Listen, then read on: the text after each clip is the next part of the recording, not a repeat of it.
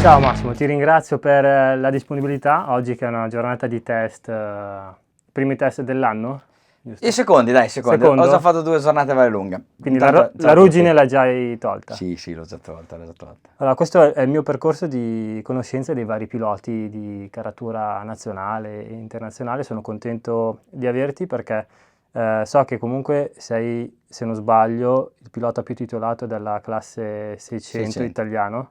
Quindi Direi di sì, sì. Sei un esperto della classe di mezzo, anche se hai fatto qualche bella esperienza col 1000 in ambito anche mondiale, giusto? Sì, ho fatto delle wild card in Superbike, ho fatto il Mondial Endurance, ho provato a iniziare un'esperienza meravigliosa con MV con l'F4, ma purtroppo il budget è venuto a mancare, così come il proseguo della stagione con l'F4, e quindi sì, l'ho usata un po' troppo poco la 1000, considerando quanto mi piace.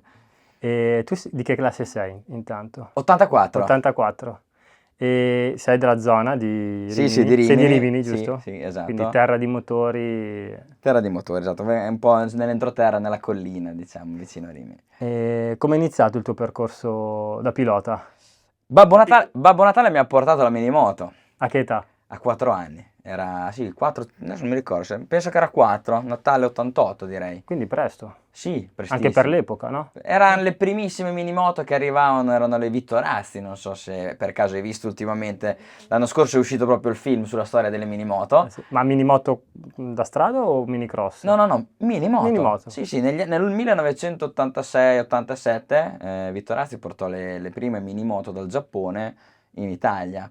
Perché il fenomeno era E, nato là, e il fenomeno era nato là, esatto. con i E primi giapponesi che vincevano in 125, 250. penso di sì, adesso non so benissimo la storia. Comunque lui andò là e portò questa Geggino, che poi in realtà l'ha rifatto di sana pianta completamente. All'inizio si usavano il motore dei tagliaerba, pensare, quindi erano proprio delle motine con dei cerchi, erano veramente mini moto, erano minuscole, e lui andava in giro con delle balle di paglia e queste mini moto a fare promozioni in giro, e nel giro di 2 anni è esploso. Da lì, dagli inizi anni 90 è cominciato proprio la Ma storia perché delle il tuo babbo minimoto. era appassionato o Era anche lui pilota? appassionato, non andava in pista, aveva la moto in strada, e poi all'inizio cominciò a correre anche lui con le minimoto. Ah, Poi sì?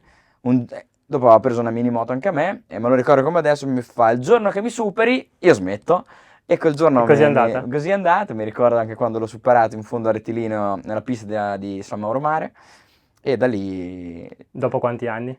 Ostia, questo non me lo ricordo. Secondo me un paio d'anni ce li ho impiegati, dai. Quindi 6 anni? Sì. Dopo Cavolo. dai 7 ho iniziato a fare le gare, perché si iniziava a fare il campionato italiano a 7 anni. Però c'erano le selettive, giusto? Sì, c'erano 3 zone in Italia: zona A, zona B, zona C, quindi nord, centro, sud e isole, e si facevano tutte le selettive, venivano selezionati i primi 10 di ogni zona, e poi si andava a fare le finali, le tre finali se non erro, 3 finali di campionato italiano. Che nomi c'erano che Ah, c'era quegli coltelli? anni là, c'era Pasini, Dovizioso, Melandri, bene o male Eravate voi? sì, noi. Poi c'erano un altro ragazzo che si chiama Davide Ciavatta, che andava anche lui molto molto forte, che ha provato anche a fare un po' di esperienza sempre qua di Rimini, stesso anno mio, che lui andava forte. Un altro Tiraferri che correva con la Polini, e tuttora corre con gli scooter con Polini, quindi c'erano un po' di nomi che purtroppo per ovvi motivi economici non sono riusciti magari ad andare avanti, però ci divertivamo, dai, eravamo un bel po'. E il passaggio alle ruote alte? 125? 125 trofeo Priglia Ok. 125, fine anni 90 c'era questo format, che praticamente tu dalle minimoto, prima di andare alle GP, passavi dal trofeo Aprilia 125, che è un po' la 300 di oggi, ok? Non c'era tutto il percorso minimoto, mini GP, quindi le ovale, la premoto 3, e poi dopo decidere se fare la 300 piuttosto che la moto 3. Quello era, finivi dalle minimoto, andavi a fare un anno di trofeo Aprilia 125, e poi da lì, come poi ha fatto Dovizioso, Michel Fabrizio. E il passaggio al Trofeo Aprilia com'è stato? Traumatico dalle ruote piccole alle ruote alte oppure è stato È indolore? stato traumatico, perché non ci giocavo neanche per terra, quindi Ah quando sì? partivo e quando mi dovevo fermare dicevo: ostia, adesso? E mi prendevano. E me lo ricordo come adesso, a Varano ho finito la benzina sul rettilineo.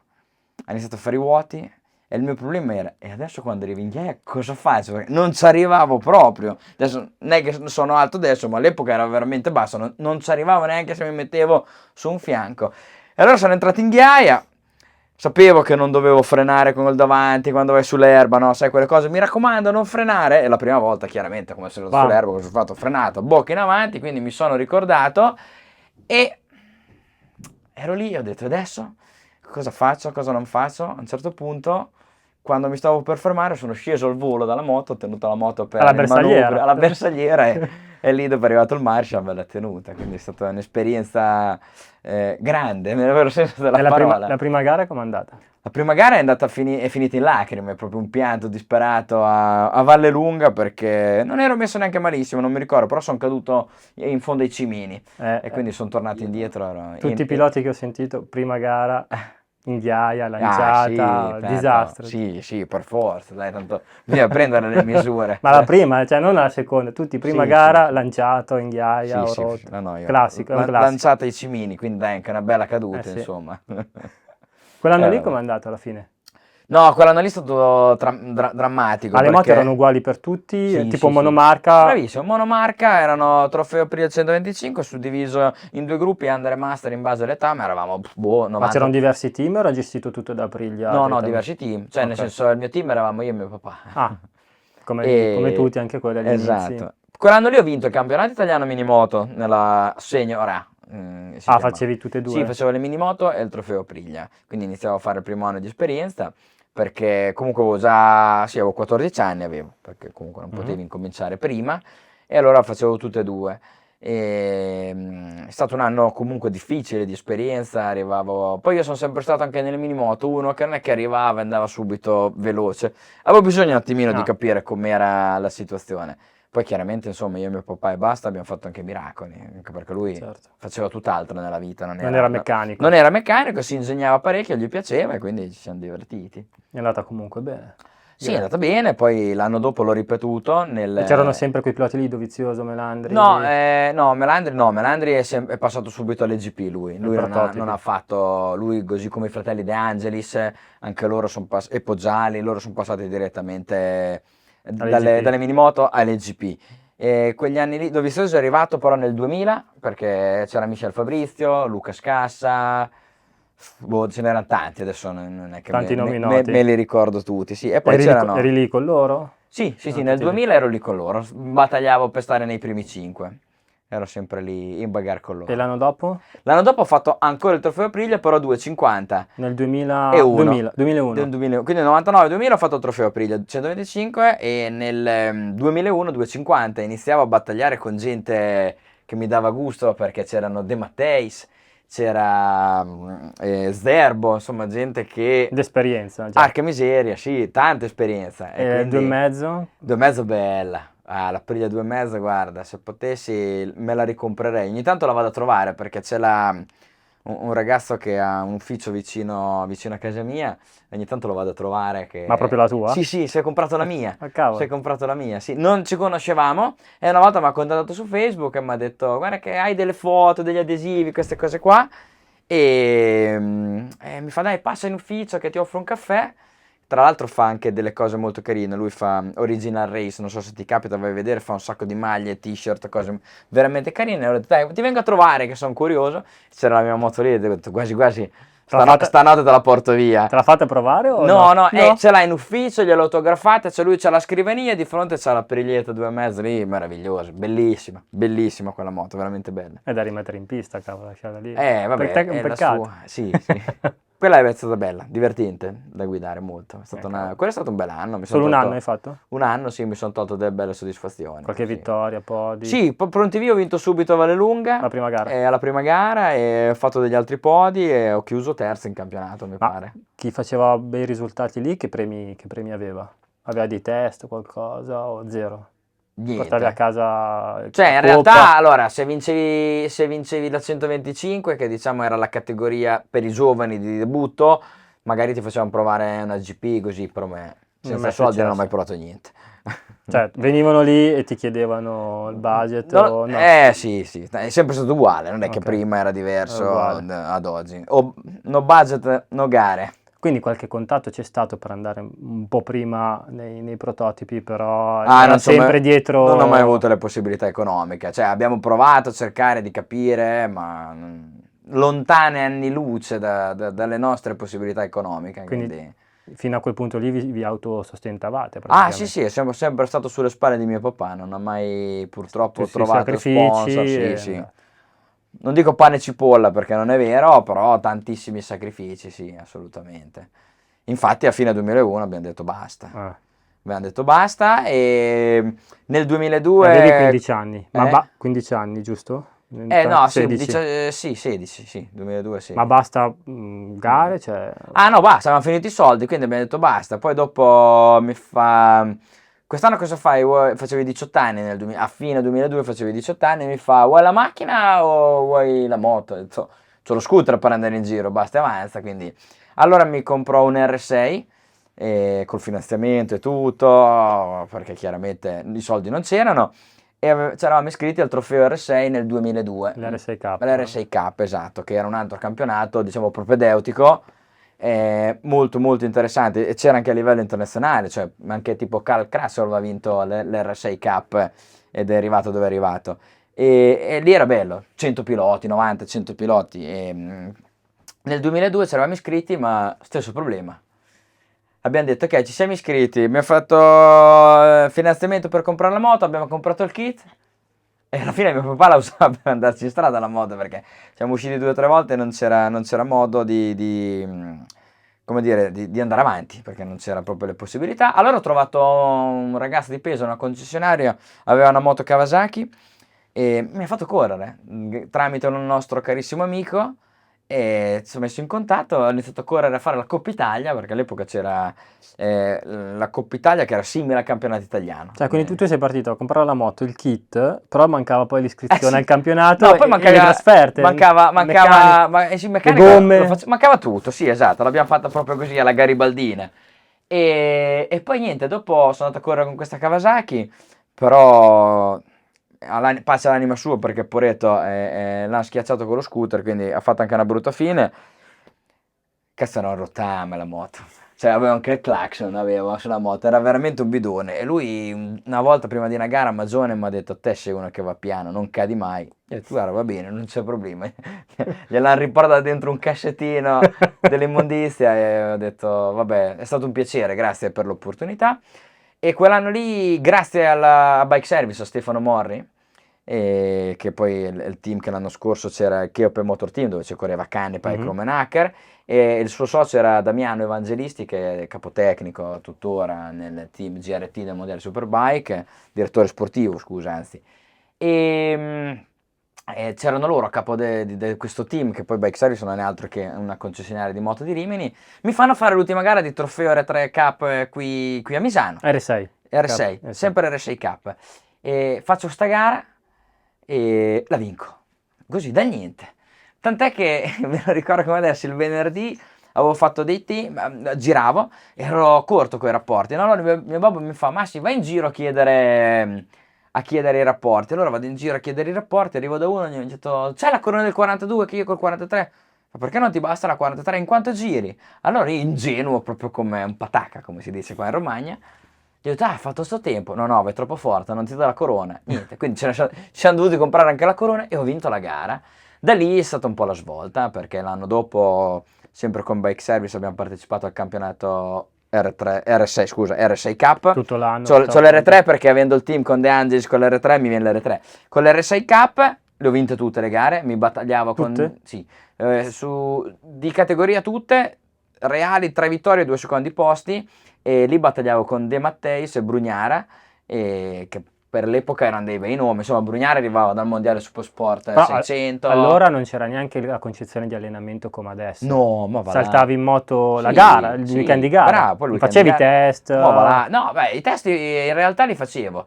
Quell'anno lì avevo fatto 2000 km dentro Misano, da febbraio-marzo, prima della stagione. Perché correvi gratis, nel senso non pagavi. No, pagavamo poco, nel senso che avevamo dato al team la moto dell'anno prima, qualcosina, ma poca roba gli dava mio babbo, Ti però comunque permetteva avevamo di... dato già una moto e tutto. Poi Rispetto agli anni prima, molto più facile.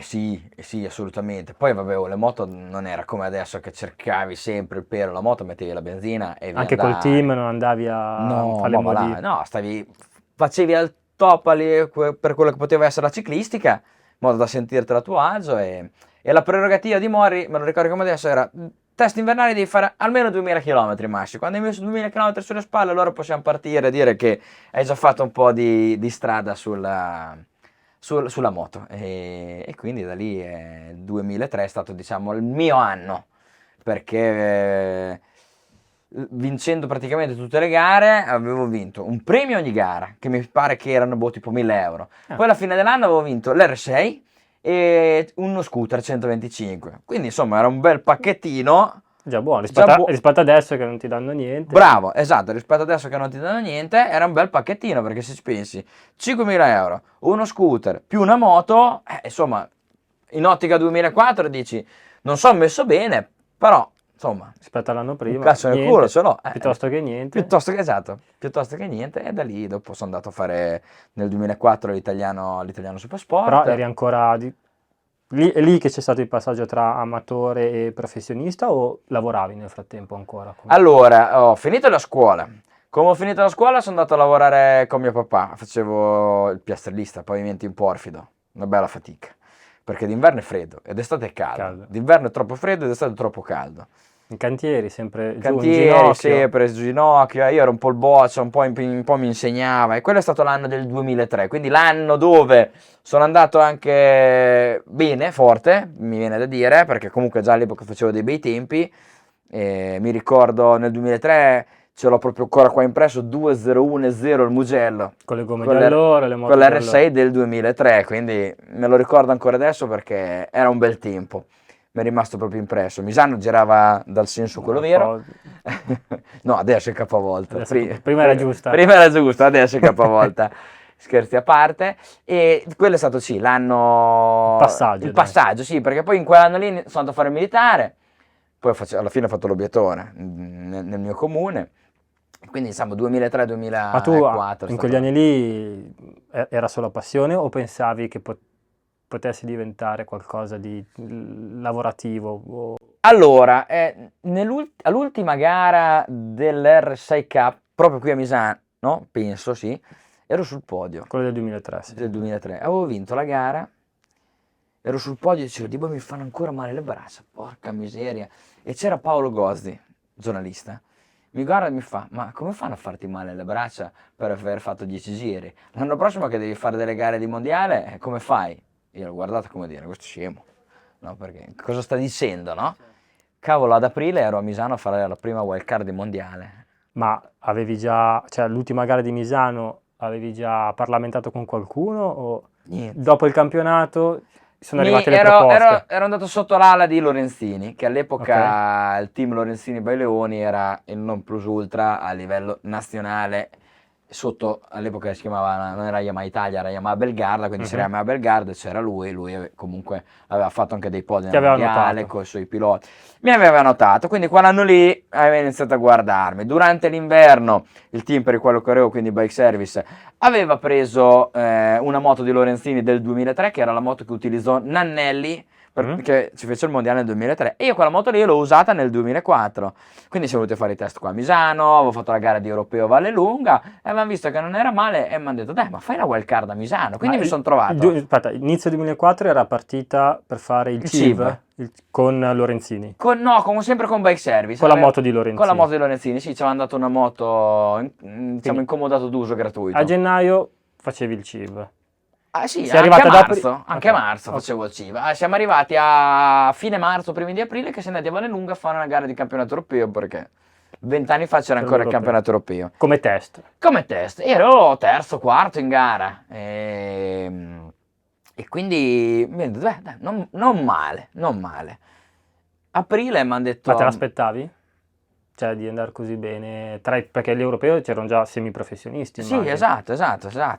Perché passare dalla Coppa Italia, perché poi era l'ambiente lì, di meno, perché era un trofeo amatoriale ancora. Un trofeo, esatto. Prima gara tra i professionisti, direi. Cavolo. No, tanto, cioè tu immaginati, ottobre 2003, sul podio di un trofeo R6 promozionale, che avevo fatto dei bei tempi, perché ripeto, mi ricordo ancora il 2:01 del Mugello, e ad aprile facevo una gara di mondiale, cioè allucinante, una favola quasi, come no? ti sei sentito arrivare in un paddock dove c'era gente del mondiale? Ma sai che a Non te lo 19-20 ricordi? anni Te ne frega. c'hai la testa che non la mangia neanche il gatto, quindi era proprio tutto così.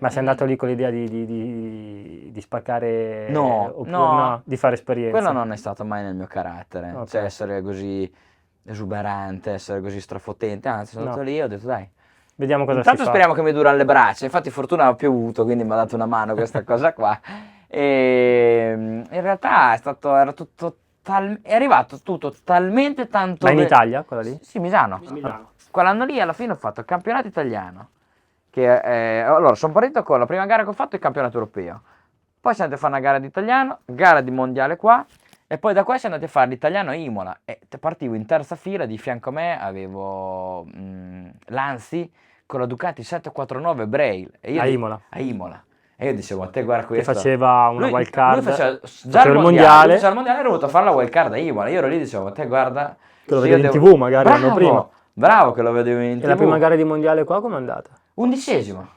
A punti. Butta via.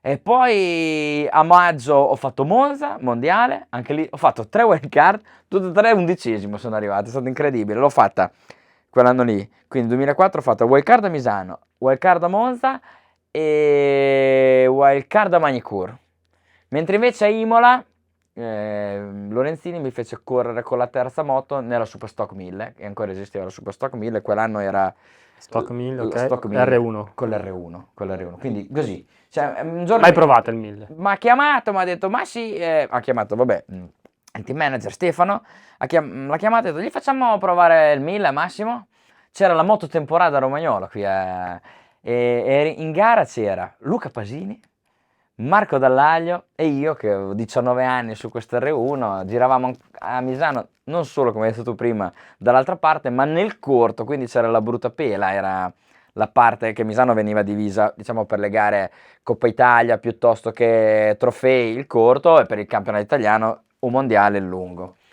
e quindi pronti via l'ho vinta questa Ma è garetta salito sul contro 1000. ma è salito sul 1000 prima E volta. poi il 1000 di allora, l'R1 del 2004. 4. Ah, era bella ignorante. Puttana vigliacca, era bella ignorante. Lunga che... Pensa che mi ha dovuto fare dai semi manubri originali, me li ha dovuti accorciare di 1 centimetro. Perché non ci arrivavi? Non ci arrivavo, era talmente grande che non ci arrivavo. E quell'anno lì ho debuttato anche a Imola nella Superstock 1000 e ho finito, quarto, quinto. Primo debutto assoluto nella 1000. Perché Era mondiale? O era europeo? mondiale, sì, no, era campionato europeo Europeo, quell'anno lì, il allora. mondiale è andato nel 2005, nel 2004 ancora si partiva a freccia, non so se te No, sei no, giovane, sono troppo giovane. Quanti anni hai tu? Io sono del 90. Te sei troppo giovane, non te le ricordi queste cose, avevi 15 anni. Ma a freccia cosa dice? Cioè, l'endurance Il è da una primo, parte... no, il primo partiva da solo, il secondo e il terzo dietro, e poi Ma va? il quarto, il quinto e il sesto. Ma solo nella Superstock? Solo nella Superstock, si partivano 1, 2, 3 e poi le file da 4, era una cosa molto particolare. Ah, Sì, sì? sì. Ed era E- bello partire così? Era Oppure- bello, sì? non so, io alla fine ho fatto solo quella gara lì, mi sa che basta, partivo ok. quinto o sesto, quindi Ok. non partivo davanti. Però quella gara lì era giusto per vedere un attimino come andavo, perché l'obiettivo Per l'anno era successivo? l'anno successivo di andare a fare esperienza nel mondiale, perché dopo diventò campionato del mondo. Ma perché il mondiale Supersport non c'era possibilità di fare bene con quella moto lì? era- O, no, no, o no. già l'età era... No, era lo step successivo, cioè prima fai il campionato Superstock 1000 e poi vai al mondiale Supersport, che è quello che ho fatto. 2000. Ah, non era... Pensavo fosse il mondiale... Ma ormai che eri in 600 con il mondiale Supersport. No, all'epoca c'era sta... Supersport 600 mondiale, Stock 1000 e Superbike. E quegli anni lì non c'era niente, non passavi da un italiano a un mondiale diretto così. Passavi dalla Stock 1000, ti facevi le ossa, imparavi le piste e poi andavi a fare il mondiale, sì. Che poi nel 2005 è l'anno che entrò anche la Superstock 600, che la vinse Corti al primo anno, pronti via. Però io già avevo comunque 3 anni in più di Claudio, quindi avevo 2005, andavo per i 20 anni, sì, avevo 20 anni, andavo per i 21 e quindi era già più indicata la Superstock 1000. che ti facevi le ossa ben bene. E comunque alla fine mi sono giocato il campionato con Sofoglu. Ah, Con Sofoglu c'era Pulita, c'era anche, quindi bei nomi. bello, bello, bello. E l'Ucraino lì lo vinse Van Kimul nel compagno di squadra di Sofoglu. E poi dal 2006 mondiale Supersport, insomma. Sei sempre rimasto nell'orbita Yamaha fino a quegli anni lì. Ah sì, bene o male, sempre ero pilota di Yamaha Italia, quindi nato e cresciuto sotto le ali del 3 Diapason. Ma quando è che sei diventato, facevi solo il pilota? Quindi 2005? 2005. Quando sei passato in Stock 1000? Stock 1000, sì. Dal 2005 facevo solo il pilota. Papà lavorava da solo e tu... No, ma d'inverno mi rimetteva sotto, quando ottobre che finiva fino a febbraio mi faceva fare un po'... Di palestra? Bravo, esatto, esatto. Siccome che in palestra non ci andavo, ho iniziato nel primo anno del mondiale, quando ho fatto le prime 2 gare fuori Europa, che ho fatto Australia e Qatar, che in Qatar ero terzo, a 4 giri dalla fine non capivo neanche più se avevo le braccia, e ho finito quinto, sesto. E da lì, quando sono tornato a casa, ho detto, mi sa che mi devo allenare. Perché facevi 20 giri di più? Sì, una ventina, sì. E non eri allenato No, per... no, zero. Ma non c'era la cultura, non c'erano le persone che ti dicevano fai questo, fai questo. Fai Adesso questo. c'è il nutrizionista, personal trainer, mental coach. Bravo, io sono un tecnico federale, seguo i piccolini, quelli del CV Union, dove corrono con l'ovale, e sono anche parte del gruppo dei talenti azzurri. Cioè, ci siamo noi coach che li alleniamo, c'è il preparatore atletico, cioè sono già degli atleti a 12 anni. Arrivano a 15 anni che hanno già stanchi. 8 anni di esperienza. Sono stanchi e smettono. No, Ti fate un mazzo tanto. Però è giusto così, cioè nel senso... Perché se non quel perso lì arrivano indietro, alla parità, cioè sono fuori. Assolutamente, cioè oramai già a 15 anni, cioè già a 13-14 anni sono già inquadrati, cioè sanno già quello che devono fare. Adesso non so il percorso di quel pilota lì, però mi sono sorpreso l'altro giorno a Cremona che un ragazzo Surra, Alberto Surra, non so il suo percorso, non lo Io conosco. tutto lo conosco. Prima volta sul 1000 ha girato 34,7 a Cremona, che per dire del bianco ha fatto 33,0. Cazzo, Sì, poi con un 1000... Sì, con un CBR vecchio. Esatto. Sì, lo so. Poi ho pensato, ho detto sì, questo ragazzo qui c'ha la manetta, va forte, però è arrivato all'età che ha già un'esperienza da professionista vero di 10 anni. Ma certo. E se non fa quel percorso lì è indietro, perché i suoi competitor avranno la stessa esperienza. Esatto. Cioè ormai il talento di 20 anni che non ha mai guidato la moto e sale su, non potrà più fare quello che si faceva 20 anni fa. Io negli ultimi 5 anni, cioè mica mi sono... Cioè, se io penso ad oggi, se io a 21 anni, quando c'è il mondiale, mi allenavo come mi alllenavo oggi, chissà. Poi il rammarico non ce l'ho, perché chiaramente non c'era proprio, come posso dire, non c'era neanche l'idea, cioè neanche in MotoGP erano a quei livelli lì, cioè è iniziata la MotoGP secondo me intorno al 2007-2008, quegli anni lì, a dire ok, ad oggi un pilota di moto è un atleta. Fatto e finito. 20 anni fa invece era diverso, era un'altra cosa. Esatto, un altro sport ai vostri livelli. Cioè, ad oggi un ragazzo non può fare il percorso che ho fatto io. Cioè, io vedo, non so, ad esempio, Patacca piuttosto che Spinelli, che sono 2 giovani molto interessanti, che vanno veramente forte. Sono stati talenti azzurri, li seguo da un po' di anni perché li conosco, cioè hanno fatto quell'iter lì, allenamento, preparazione, già sapere cosa devi mangiare, che integratori usare, come ci si allena. Cioè io andavo quando facevo i 2000 km invernali pre-stagione, basta, poi andavi alle gare, perché cosa dovevi ancora fare? E gli altri uguali. E gli altri uguali. Forse io ero uno di quelli che facevo di più di tutti all'epoca, perché comunque avevo Stefano alle spalle, che comunque il papà era uno dei 3 soci della Bimota, Bianchi, Morri, Tamburini, e quindi già era stato a contatto con dei piloti professionisti quando Bimota era nel mondiale Superbike, quindi già sapeva, e allora mi ha tramandato queste informazioni. Però cioè, io ad oggi, settimana scorsa ero a Varano, la settimana prima ero a Modena ad allenarmi con l'R6, vado ad allenarmi, ho fatto 2 giorni con l'R3 a Pomposa, cioè mica mi allenavo così. In un anno che fai adesso ne facevi 4. Sì, esatto, bravo. In 3 mesi forse i chilometri che facevo all'epoca. Però è normale, sono cambiati i tempi, è così. Quindi torniamo il primo anno di mondiale, a parte le prime gare extraeuropee, come sono andate? Cioè andare in Australia, dall'altra parte del mondo per fare una gara di moto, com'è stato? Una figata, cioè, Non dormivo prima dall'emozione, dopo dal jet lag. Quindi è stato un casino, è stato. Però era bello, Che in cioè. quegli anni lì c'era Mondiale Superbike, o era Supersport. Mondiale Supersport, Sì, Sofoglu, hai detto. Sì, Era c'era già. Charpentier all'epoca che era un antro di Tenkate, che all'epoca le moto di Tenkate erano il non plus ultra.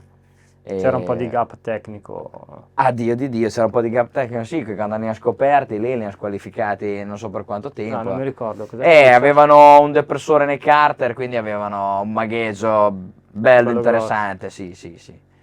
Sì, sì, e quindi andavano veramente forte anche chi magari non era così bravo Quanti come. anni hai fatto in Mondiale 600? Ah, praticamente tutta la mia carriera, 2006, 7, 8, 9, 10, 11, 12, 13, metà 14.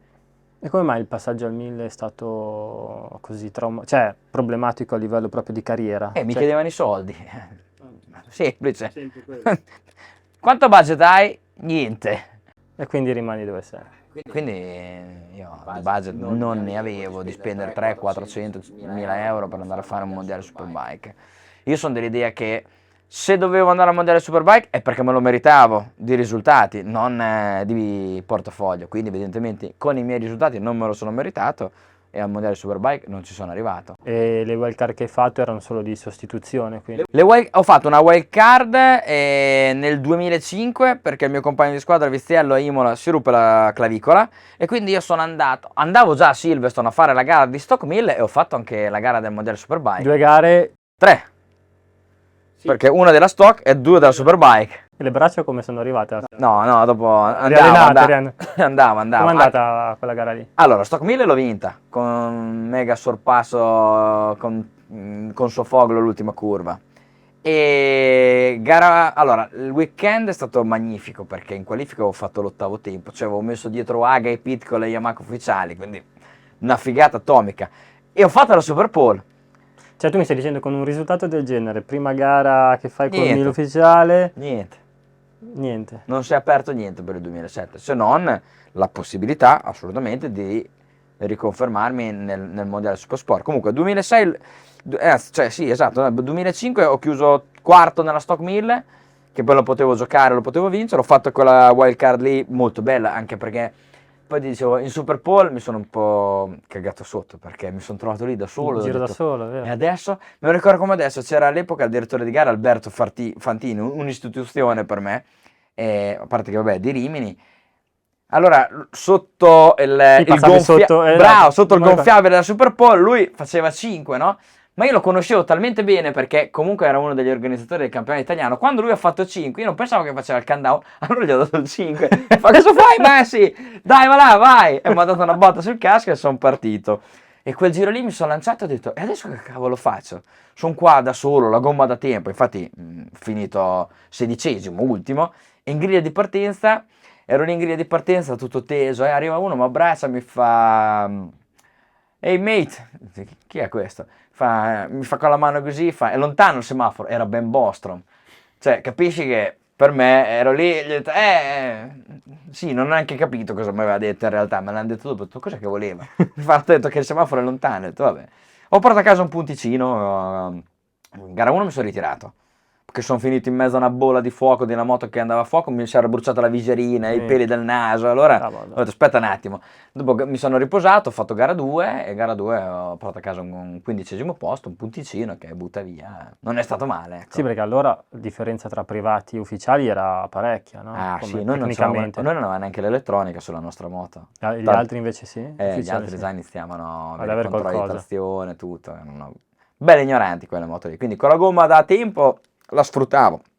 Con la gomma da gara era un po' più pesa. sì, assolutamente. Bello però, bella esperienza. Poi hai detto l'avventura MV con l'F4 più o meno con gli anni lì? No, Molto dopo. 2017, tanti anni dopo. Nel mezzo c'è stato il 2013 che è stato un anno brutto per me perché sono stato coinvolto nell'incidente di Antonelli in Russia. Eri Niente, mi ha tamponato, quindi in mezzo a tutta l'acqua mi sono sentito una gran botta da dietro e lui mi tamponò e Zanetti lo investì, no?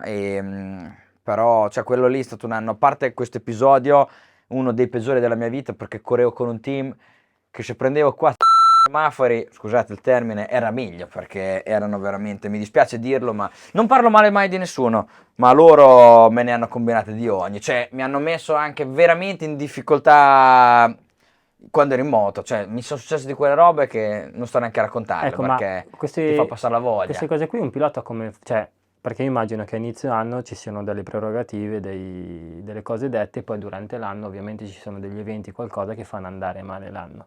Tu non avevi un manager, credo, No. quindi ne via diretto tu. No, vabbè, ma lì stiamo parlando, non lo so, che te scali e la moto rimane a manetta, cioè si dimenticavano di mettere le Però cose, l'anno cioè. prima eri con un altro team. L'anno prima è stato un anno che ho cambiato 3 team, l'anno prima, quindi è Ecco, stato un po' un anno 2012-2013, 2 anni un po' difficili, diciamo, un po' di andirivieni. ma per finire in un team dove poi ti sei trovato male, perché non li conoscevi all'inizio, sei andato in accordo a livello economico, Sì, sono immagino. andati in accordo a livello Cioè, economico, avevano comunque vinto 2 anni nel 2011 il campionato italiano Stock 600, quindi non è che erano degli scappati di casa. Però sai quando vuoi fare gara e dire io ce l'ho più grosso del tuo, no? mm? E loro si credevano, arrivavano da un campionato italiano e si credevano di essere bravi, ma non erano bravi. E quindi questa cosa ha creato non pochi problemi tecnici gravi. E mi sono arrabbiato pesantemente. Molto, molto. Ma sei riuscito a finire l'anno Sì, ho oppure... finito l'anno, ma era meglio se mi fermavo, perché cioè, finire l'anno, stare tra il 10° e il Ma 15° questi non è eventi che. qua un po' la carriera la rovinano? A livello di... No, più che altro ti fanno perdere di fiducia. Dici, ma è colpa mia? È colpa della Con te moto? stesso, dici? Sì, perché dici, A livello di non vado più, prestazioni. non vado più, mi sono rincoglionito. Boh. E invece no, un pilota non è che disimpara. È chiaro che oggi, che ormai ho 39 anni, stare dietro ai ventenni è dura, durante il periodo invernale mi devo concentrare abbastanza e il weekend di gara farlo bene. Però, dai, un pilota non è che da un momento a quell'altro disimpara ad andare. Cioè sono una serie di Sì, condizioni sì. nell'ambiente del team, moto, eccetera, che con la testa ti fanno un Ah, po' no, perdere concentrazione cioè, e non ti fidi più, performance. non sai neanche se ti stringono i manubri, cioè, per dirti. E quindi cavolo, Quando perdi fiducia e non quindi, riesci ad andare a performare in quella maniera lì, bravo, bravo, perché se non esatto. sai che se la moto rimane montata, certe cose non le fai. Bravo, infatti quell'anno lì avevo detto basta, un anno disastroso. Era marzo, se non erro, andai a trovare un mio amico che è andato a vivere a Los Angeles. Ricevo una chiamata da questa persona e mi fa, guarda, ti volevo proporre di fare il campionato italiano. Io dico, però arrivavo da 10 anni di mondiale. Avevo solo un'idea nella mia testa, potrei andare a fare il campionato italiano se mi propongono una Superbike con Ducati, cioè quindi non è che mi accontentavo di poco. In realtà mi hanno proposto una Supersport con un MV Agusta F3 e ho detto, beh, Che era uno dei primi, forse il primo anno della F3. 2014 era, ho detto, bah. Ho detto, guarda, torno a casa, ci sono i test a Imola, andiamo io, quindi io sono tornato a casa il giorno prima, il giorno dopo, con il fuso orario, sono andato a fare i test a Imola. Ma è stata una stagione meravigliosa perché alla fine ho perso il campionato per un punto. E siamo arrivati al Mugello alla prima gara senza aver fatto un giorno di test a Imola. Siamo andati al Mugello, ho portato a casa ottavo posto in gara 2, ottavo posto in gara 1, terzo posto in gara 2. E mi divertivo come un matto. Cioè, a Imola eravamo sotto la tenda la sera a fare il barbecue, no? Per dire. È stato un ritornare a vivere le gare come li facevo 15 anni Più che prima. dal punto di vista della prestazione della moto, proprio dell'ambiente Dell'ambiente. personale, le relazioni Oltre al fatto che avevo delle persone a livello tecnico competenti. molto, molto, molto, che non conoscevo, non sapevo chi erano, molto competenti. Quindi 14 secondo per un punto, 15 abbiamo vinto il campionato, 16 abbiamo vinto il campionato con il team Laguna e nel 2017 abbiamo detto dai, iniziamo questa esperienza appoggiata da Castiglioni, quindi direttamente dall'azienda con l'F4, però purtroppo ci volevano veramente tanti tanti soldi, per quanto si siano impegnati e tutto, Non c'era. non ce l'abbiamo fatta. E quell'anno lì poi dopo ho fatto una wild card all'Ausitring nel Mondiale Superbike con Guandalini, solo che purtroppo la settimana prima sono caduto con lo scooter e mi sono lussato una spalla. Capita. Ma a livello di infortuni, Un com'è po' di andata? acciacchi li ho avuti anche io, sì, spalle, qualche vertebra rotta, un po' di Ma alla ernie. fine sei diventato un pilota che cade o sei rimasto un pilota che cade poco? Sono caduto anche, siamo a Misano, a Ferite, sono caduto anche oggi. Non sono uno che cade tanto, però capita, cioè quando cerchi il limite cadi, non sono uno che fa 30 cadute all'anno. Quante moto hai Mi, spezzato in mi due? tocco. Ma sai, alla fine, boh, non lo so. Quante ne ho spezzate? Tante, penso tante, non l'ho mai contate. Meglio, 10? Ci meglio non stanno su due pensare. mani o... Dipende cosa intendi per spestate, se hai staccato una ruota dal telaio o meno, Divisa in due a così. No, metà. divisi in due no, boh, non mi ricordo, forse no, divisi in due proprio, 2-3, dai, divisi in due. Non tante, dai, No, allora... dai, no, penso, non mi ricordo. Delle belle botte sì, però. Quindi, ma andare all'estero, altri campionati come ha fatto qualcuno in America o nelle BSB, non... Sì, anche lì ci volevano soldi, immagino. Me l'avevano proposto di andare negli Stati Uniti, mi davano $30.000, ne devo spendere 15 per l'assicurazione, 10 per stare là e ho detto nel 2015, 16 non mi Con che ricordo, moto?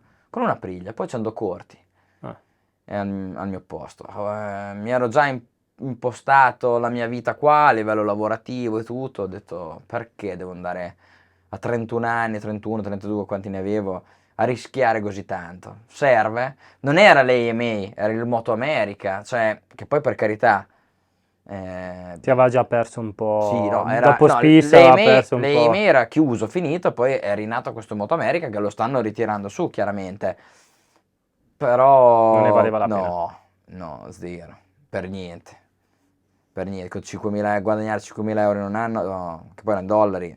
E all'endurance L'ho fatto un anno di mondiale, 2013. Con che moto? Con una Yamaha, con un team, R1? Sì? sì, con l'R1, con un team slovacco, Mako Racing, bello, bellissimo. Bello. Le Mans quinti, assoluti, io Baldolini e uno spagnolo, bellissimo, una figata atomica. Ma lì non come pilota pagante. No, io Lì dove vado pagante? Non ho i soldi neanche per offrirti la pizza stasera.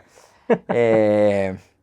Un caffè dopo sì, dai, Dai, uno spritz, dai, uno che ore sprint, sono? aperitivo. Uno Sì, spritz. dai, E no, pagante, ho pagato all'inizio, basta. basta. Sì, no, non me lo posso proprio permettere, cioè, devo pagare il mutuo.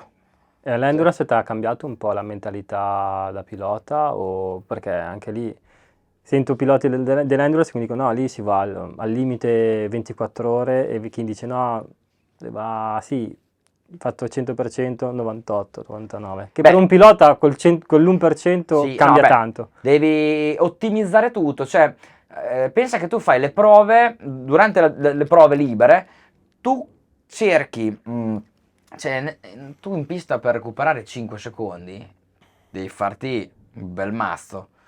Perdere 5 secondi nel pit stop è un attimo. Quindi lavori prevalentemente su che cosa? Tu sai che è il tuo giro di rientro, quindi quel giro di rientro lì tiri come hai fatto il giro prima e poi devi tirare a cannone fino a che non prendi 60 km/h che inizia la pit lane. Fare la pit lane a 60, no a 59, a 60 al Neanche pelo, 61 perché... il meccanico è lì a 2 metri, te arrivare, freni, gli lasci la moto e vai via. Cioè, proprio è lì che fai la differenza. Ah, Perché è un attimo perdere 3-4 secondi tra l'ingresso e l'uscita. Non so se mi sì, spiego. sì, sì. Cioè, quando... E poi la differenza la fai nell'outlap, quando fai il cambio pilota che vai fuori. Non so, devi girare, ad esempio, a Misano in 1,40, è inutile che nel primo giro fai 1,42 o nel giro di rientro fai 1,42. Poi dopo cosa fai? Vai a girare in 38, stressi le gomme, ti stanchi, ci sono 24 ore, quindi trovi il tuo ritmo. Io ho sempre tirato dall'inizio alla fine e senza mai commettere errori, per fortuna. Tante volte il mio giro migliore l'ho fatto alle 4, alle 5 della mattina, quindi Col buio quasi. con l'alba, Con l'alba. sì, nei momenti più freschi. E quindi sei lì che Com'è martelli. guidare col tramonto, con l'alba, dopo Bellissimo. ore di moto? Bellissimo, bellissimo. E poi non è la Racing Night di Misano che vedi, perché io ho corso in Qatar, che devi mettere la visiera media, ho corso a Misano, ma Mondial Endurance è buio. Cioè, mi ricordo quando abbiamo fatto Magny-Cours che c'erano di notte -1 grado, un freddo che non ti dico. Sul rettilineo 200-300 metri, praticamente non c'era illuminazione, c'era solo le luci che puntavano sulla segnaletica ai 300 metri, ai 200, ai 150, quelle vedevi, e poi illuminavano la curva, quindi Andavi a memoria perché altrimenti sì, non dopo un vedevi. po' lo imparavi veramente a memoria, però bellissimo. L'endurance andrei subito a farla. Solo un anno hai fatto. Ho fatto solo un anno, sì. Anche lì solito discorso, dopo o trovi, anche perché il weekend inizia il martedì e torni a casa il lunedì dopo, quindi stai via tanto tempo, quindi non ne valeva la pena. Quindi 2017. L'endurance? L'endurance? 13, 2013. Quindi con la Yamaha ancora quella vecchia. Sì, quella è la Big Bang, quella con gli scopi regolari, quel cassettone. Però almeno era facile da guidare. Sì? Sì, perché gli scopi regolari erano comunque dolce in uscita di Aiutava. curva. Molto. Era la moto migliore quegli anni lì. Super competitiva e resisteva. Era proprio un mulo. E l'idea di iniziare a diventare team manager quando è nata? Un giorno, col fatto che mi andavo sempre a allenare con la 300 con Alex, con De Angelis, un giorno mi chiama e mi guarda e mi fa: ma perché non facciamo un team? Guarda quanti ragazzini ci abbiamo oggi, no? Al seguito. E un consiglio a uno, un consiglio all'altro, cambia la gomma a uno, quella a quell'altra. E ma sì, dai. Era l'estate del 2019, eravamo qua a Misano, abbiamo detto: ma sì, dai, proviamoci. Non è che abbiamo iniziato nel periodo migliore, perché Certo. fatto il primo test, dopo una settimana ci hanno chiuso in casa per il Covid. Però non demordiamo, Che teniamo tu ti duro. allenavi con lui principalmente, con l'R3? C'è un Sì. rapporto di amicizia, Sì, immagino. sì, a sì, questo sì, punto. siamo dello stesso anno. Ci siamo persi per tanti anni, dove ho tenuto un po' più il rapporto poi col fratello, perché comunque faceva la Stock 1000 con me, la Super Sport e tutto. E con Alex invece quando ero in MotoGP ci eravamo un po' persi. Ci siamo ritrovati poi dopo e Ed è così. nata l'idea così. Sì, un po' per gioco, un po' per scherzo. Che team si chiama Rock and Dea, giusto? Sì, esatto. Roccoli. Roccoli e Dea De Angelis, quindi poi abbiamo preso un po' dell'Hard Rock Caffè, quindi Rock and Ma Dea. prendi paga dei tuoi piloti o... Eh? oppure no? Allora, bravo. E praticamente è successo che quest'anno abbiamo due ragazze, la Ponziani e la Cruciani, e siamo andati a girare a Valencia. Solitamente noi facciamo il primo giorno perché, cioè io e Alex rispetto ai pilotini, no? Arriviamo molto più velocemente al limite del tempo sul giro, quindi li aiutiamo tanto in questa cosa qua. A Valencia invece, presi da tante cose il primo giorno, non abbiamo girato. Alex ha girato il secondo, io ho girato il terzo. E allora siamo usciti tutti insieme. A un certo punto la Ponziani ci supera. E ho detto: dai, adesso provo a stare dietro lei. 2 curve, gli sono stato dietro, poi se n'è andata. Gli ho detto: tu mi piaci, sei forte. Cosa c'è? Lì c'è la testa della pilota che dice cazzo. Però guarda, team No, manager dice dico, va bene. brava, no, anche perché girava veramente forte, quindi tanta roba. L'obiettivo è quello, di trasferirgli tutta la nostra esperienza, tutta la nostra conoscenza e di portarli avanti il più possibile, insomma, dai. Adesso, quest'anno, ad esempio, nella Supersport, nell'italiano, mi ritrovo Palladino, che era il nostro pilota l'anno scorso. Anche oggi l'ho sei aspettato contro? un paio di giri, ci abbiamo girato insieme, quindi bello. E com'è andata? Bello, dai. Gli hai dato la paga? o... Gli ho fatto vedere un po' di linee, dai, cerco di dargli una mano. È un po' nella mia indole, nel mio carattere. Sì, non sei... No, ma va. Io mi diverto in moto. Poi se uno è più bravo, bravo. Se no, Se no, va bene. pazienza, insomma. Non c'è quella competitività, diciamo, No, beh, folle. la competitività c'è. Sana competitività. Bravo, c'è agonismo e basta. Sì, assolutamente. E gli obiettivi di quest'anno qual è? Vincere? Il campionato? Sempre? Sempre. Parti con quell'idea lì, poi dopo dipende dai giovani quanto voglia hanno di rompere le scatole. Ogni anno chiaramente c'è sempre qualcuno di nuovo, io ogni anno invecchio, quindi diventa sempre più difficile, però visto come è andato il 2022, perché non provarci anche nel 2023? L'idea è di rimanere competitivo, il fatto di non smettere perché comunque mi sento ancora veloce. L'anno scorso comunque ho fatto 6 podi, ho vinto 2 gare, chiuso secondo in campionato, quindi smettere dopo una stagione del genere mi dispiacerebbe, dai, mi tirerebbe un pochino. Quando uno è ancora competitivo perché deve smettere? Mi Se sento ti bene. diverti... Considera che allora, stamattina avevo 38,5 di febbre alle 6. Ostia. Ho dormito praticamente niente stanotte e anche la mia compagna mi ha detto: ma sta a casa, riposati, no? Che lei è la prima che mi sprona a fare tutto, è super competitiva, però mi ha detto: ma non ne vale la pena, sei lì a fare dei test. E gli ho detto: c'hai ragione, però se io penso che stamattina stavo a casa nel letto, stavo male. Ero qua massacrato, tra l'uno e l'altro dormivo, facevo un integratore e un hockey ho fatto la mia giornata di oggi. Adesso sono un po' da buttare via, però c'è quello che ti dà la moto, dai, lo sai, vai in moto, quindi... Rimanere senza ancora non è nella tua idea. Va bene No. team manager, però hai ancora bisogno di quella cosa che ti dà la gara, Sì, che poi è quello. sì. Dentro sono comunque un po' pilota, e quindi dire smetterò, perché prima o poi smetterò, però faccio fatica ancora per l'idea di dover dire basta, perché... Perché se dici così vuol dire che ci hai provato a pensarci. Sì, come no, certo. Però no. non... No, ci ho provato nel 2013 e a fine 2020 ho fatto una stagione pessima e ho detto, ma chi me lo fa fare di far quarto, quinto, di non avere... cioè, partire per una gara e sapere che non puoi lottare per la vittoria. Perché? Basta. Fine 2020 ho detto, non mi interessa più Mollo. niente, mollo. Il E 24 di dicembre mi chiama Valtulini e mi dice, guarda Massimo, ho dato il tuo numero di telefono a Sala, Antonio. Ho detto, chi è? Fa quello del team promo driver. Ah, va bene. Allora mi ha chiamato, numero uno, mi fa, secondo me te puoi andare più forte di come sei andato quest'anno e io voglio metterti nella condizione di fare bene. Decidi tu, telemetrista e motorista. Io prendo il telefono, grazie, chiudo, tiro fuori il telefono, il primo nome che potevo scrivere qual era? Lorenzini. Ciao Manni, come stai? Mi fai il motore per il 2021? Sì, ok, boom, chiamo. Va bene, allora possiamo correre. Avevo bisogno di una garanzia, la garanzia era avere una persona, avere un team Fidata, che mi che dava conosci. del materiale fresco, funzionante e poi dopo se lo vuoi inquadrare il buon Tony è qua che ci guarda in piega e quindi mi ha messo in una condizione bella, Sei 2021, ripartito. 2022 e 2023. Pronti via la prima gara, ho fatto subito il podio e quindi ho detto, bene, allora ci siamo. Sono ancora capace. Sono ancora capace, sì. E tanto è normale, no? Quando le cose non vanno dici, ma è colpa tua, no? E quindi Sei tornato un po' come nel 2000, quando hai avuto 2 o 3 14 anni, con l'MV, sì, assolutamente. E quindi mi sono tornato a ridivertire in moto. Tanto un pilota, cioè uno come me, che alla fine guardavo l'altro giorno, ho fatto 120 gare nell'italiano, 70 podi, no? Ero lì, guardavo, se vai sul sito di Perugia Timing, le vedi lo storico dei piloti, no? So come si possono vincere delle gare, so quando uno è in difficoltà, l'anno scorso ero in difficoltà in una gara, ho tirato i remi in barca, però sai quando ti rimane quel retrogusto e dici boh, e invece allora mi sento ancora di divertirmi.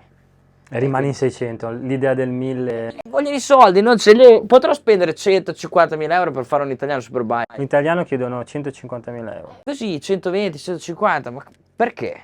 Cioè, a 40 anni, no? Che devo pagare il mutuo della casa e le bollette.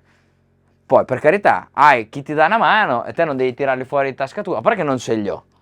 Punto uno. E poi mi sembra veramente assurdo. Veramente assurdo. È sempre stato, non è? È sempre stato così. Io ho avuto dei momenti, dei percorsi con delle persone che mi hanno aiutato, quindi sono, tra virgolette, stato facilitato. Sai quando dici si incastra tutto al momento giusto e sono stato bravo a sfruttare la situazione? Bene, questa è stata un po' la mia vita, perché comunque voglio dire, mio papà artigiano e mia mamma casalinga, quindi nessuno mi ha regalato niente. Sono stato le bravo. possibilità che ti hanno dato le hai sfruttate appieno. Esatto. Nessun pentimento. No, ma voilà, come dicevo prima, il 2003 è stato l'anno che... È stato lì dove... È stato lì. Ti ha dato la possibilità, l'hai colta, vincendo l'ho colta, poi comunque tieni conto che nel 2004 alle spalle c'avevo la federazione e Yamaha, che comunque mi hanno aiutato veramente tanto. Sono stato pilota del Team Italia, quindi grazie anche a Lorenzini, grazie alla Yamaha e grazie alla federazione. Ti hanno permesso di continuare. Esatto, assolutamente.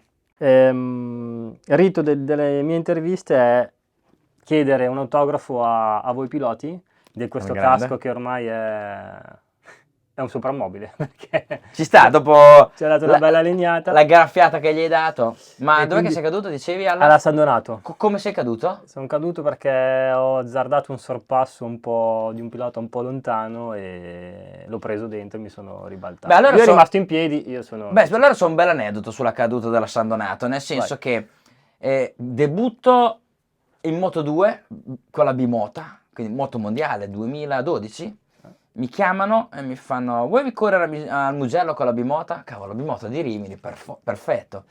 Era il warm up. Sul rettilineo ero sul Moto rettilineo. 2 prototipo mai provato, quindi era la prima volta. Sì, è la prima volta, la prima volta. Sono andato là e sul rettilineo mi passa Luti, mi passa Marquez, arriviamo alla staccata della San Donato, arriva il mio amico Corti, soprannominato Robinson Bignet dai tempi delle minimoto, e sto coglione frena, mette la moto di taglio, no? Con me lì di fianco. Ah, niente, con il suo culone, perché io l'ho sempre chiamato culone perché era il culo da sposa, quindi con questa parte qua mi prendo nel gomito. Io stavo pinzando.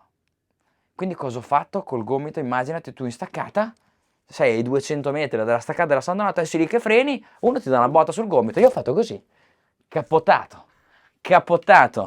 Sono rimasto in mutande, mi sono graffiato anche la schiena. Ho finito il paraschina, una botta ho fatto, bene. E avrei fatto 250 metri di asfalto. Ho consumato la gobba, il paraschina, tutto, di ogni. Roba da matti. Va bene, Vai. dai. Dove vuoi? Rito. A me piace nella mentoniera. Vai. Firmare i caschi.